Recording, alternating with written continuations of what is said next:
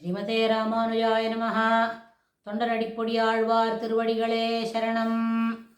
தமேவ மத்வா பரவாசுதேவம் ரங்கேசயம் ராஜவதர்கணீயம் பிராபோதகிம் யோ ஹிருத சுக்திமாலாம் பக்தாங்கிரேணும் பகவந்தமீடே மண்டங்குடியன்பர் மாமரையோர் மன்னியசீர் தொண்டரடிப்பொடி தொன்னகரம் பண்டு திணர்த்த வயல் தென்னரங்கத்தம்மானை பள்ளி உணர்த்தும் பிரான் உதித்தவூர்.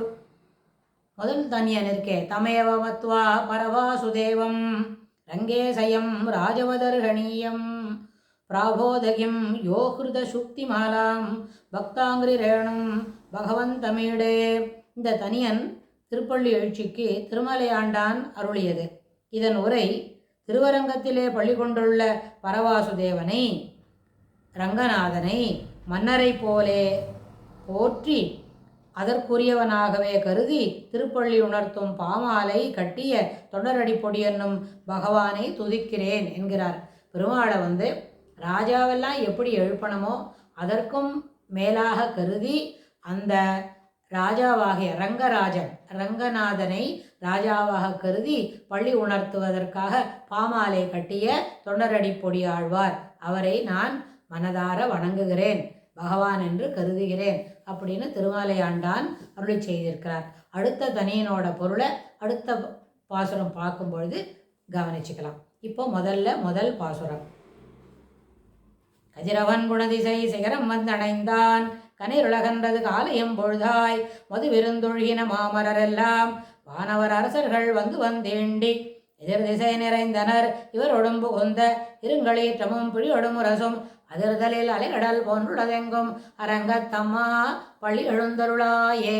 கதிரவன் குணதிசை சிகரம் வந்தணைந்தான் கனிருலகன்றது காலையும் பொழுதாய் மது விருந்தொழுகின மாமலரெல்லாம் வானவர் அரசர்கள் வந்தேண்டி எதிர் திசை நிறைந்தனர் இவரிடம் புகுந்த இருங்களீற்றமும் பிடியொடும் முரசும் அதிர்தலில் அலைகடல் போன்றுள்ளதெங்கும் அரங்கத்தம்மா பள்ளி எழுந்தருளாயே.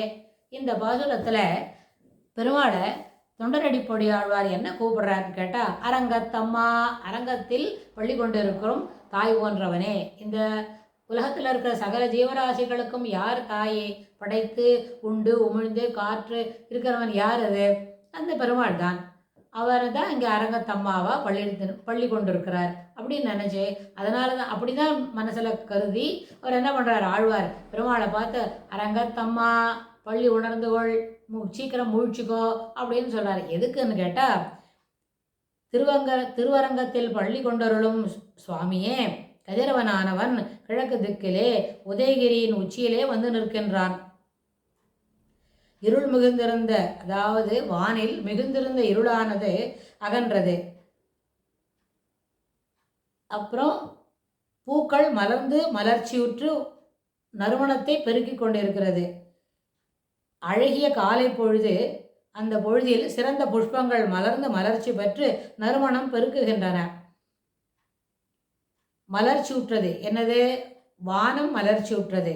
மேலும் தேவர்களும் அசுரர்களும் ஒருவருக்கொருவர் முக்கோலி வந்து திரண்டு எதிர் திசை பெருமாளின் திருக்கண்ணோக்கிற்கு, அதாவது பெருமாள் கண் விழித்த உடனே யாரை பார்க்கணும் அப்படின்னா அதற்கு முன்னாடி வந்து நின்று விஷயமாக திருக்கண்ணோர்க்கு விஷயமாக தெற்கு திக்கிலே நிறைந்து நின்றார்கள்.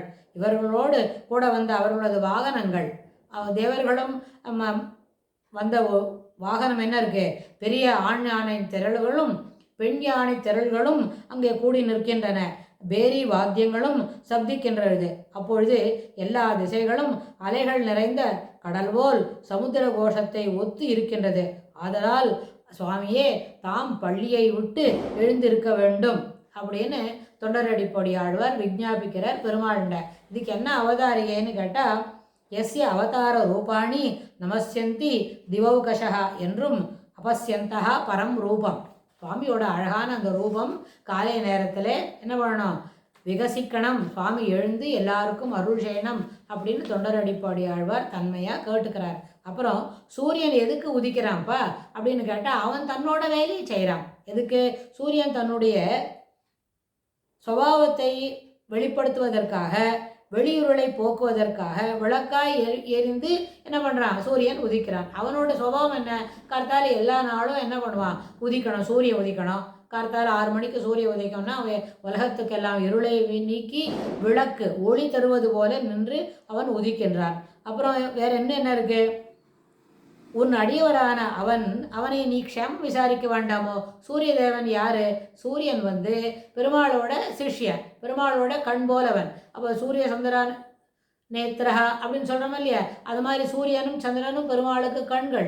அப்போ என்ன பண்ணோம், தன்னுடைய சிஷ்யன் அடியவனானவன் கிழக்கு திக்கில் உதயகிரியில் வரும்பொழுது நீ அவனை விசாரிக்க வேண்டாமா, வந்துட்டியாப்பா, ரைட்டு உன் வேலையை செய் அப்படின்னு கூப்பிட்டு சொல்லுப்பா, அதனால முழிச்சுக்கோ அப்படின்னு விசாரிக்க வேண்டாமோ அப்படின்னு கேட்குறார். அப்புறம் அதே போல தான் பொய்கை ஆழ்வாரும் கூட என்ன சொன்னார், வெய்ய கதிரோவன் விளக்காக அப்படின்னு. எல்லாரும் கதிரன்னு சொன்னால் அவன் ஒரே விளக்கு சில நேரத்தில் ரொம்ப தீக்ஷணியமாக இருக்குது, அதனோட விளக்கோட தீக்ஷணத்தை தாங்க முடியாதபடி இருக்குது. ஆனால் நிறைய நேரத்தில் உதிக்கும் பொழுது அவன் என்ன பண்ணுறான், குளிர்ச்சியாக சாந்தமாக எல்லாருக்கும் இருளை போக்கி வெளிச்சம் தரணும் அப்படின்ற ஒரு அபிப்பிராயத்தில் தான் சூரியன் உதயகிரியில் உதிக்கிறான் அப்படின்னு சொல்கிறார். உலகம் அனைத்தையும் எழுப்பவன் சூரியன் உதித்தால் எழாமல் இருக்க முடியுமோ, எங்கே நம்ம எழுப்ப முடியும்?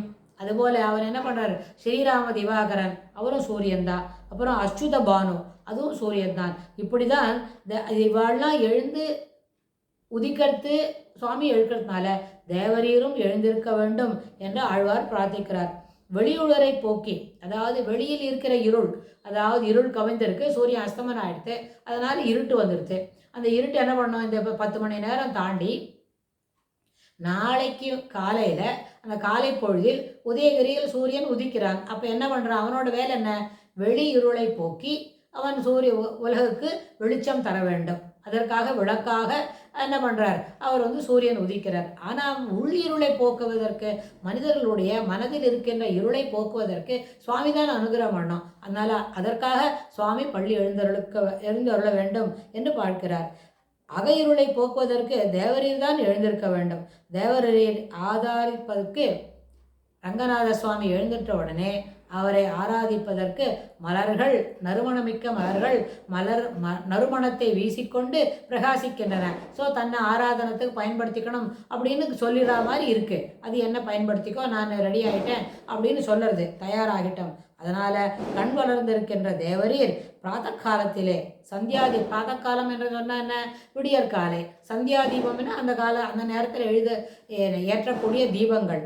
அதனால் தேவரீர் பிராத்த காலத்திலே சந்தியாதீபம் கொண்டு வருவாரை போல சுவாமி எழுந்துக்கணும். அந்த நேரத்தில் என்ன பண்ணுறோம், பிராத்த காலம்னா சூரிய உதயத்துக்கு அந்த சமயத்தில். அப்போ அவருக்கு ஒரு விளக்கு காட்டணும் அப்படின்னா அந்த சந்தியாதீபம் கொண்டு வரத்துக்கு ஒருத்தர் வரணுமே. அது யாருன்னு கேட்டால் அது திவாகரன், பானு, அச்சுத பானு, அவரே ஸ்ரீராம திவாகரன் அப்படின்னு சொல்லி சூரியனே திவாகரன் என்ன பண்ணுறது, அந்த திவாகரன் விளக்கு பிடிச்சிட்டு வெளியில் சுவாமியை எழுப்புறதுக்கு வரா மாதிரி சூரியனே கிழக்கு திக்கில் உதயகிரியில் உதிக்கின்றான் அப்படின்னு ஆழ்வார் சொல்கிறார். கிழக்கு திக்கில் நிற்கின்றான்.